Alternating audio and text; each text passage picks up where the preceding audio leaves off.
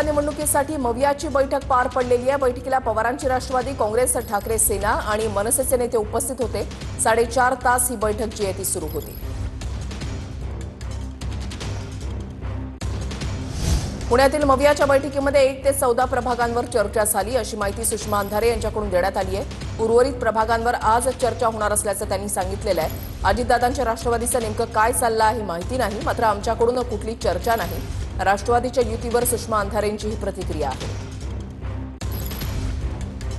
विकास आघाडीमध्ये आज राष्ट्रवादी काँग्रेस, शरदचंद्रजी पवार, शिवसेना उद्धव बाळासाहेब ठाकरे, महाराष्ट्र नवनिर्माण सेना आणि काँग्रेस असे आम्ही एकत्रित प्रतिनिधी साधारणतः 7:30-8 वाजता आम्ही बसलेलो होतो। आम्ही आता काही वर्ड्सवर चर्चा करू शकलो, अजून सगळे प्रभागाची चर्चा होणं बाकी आहे।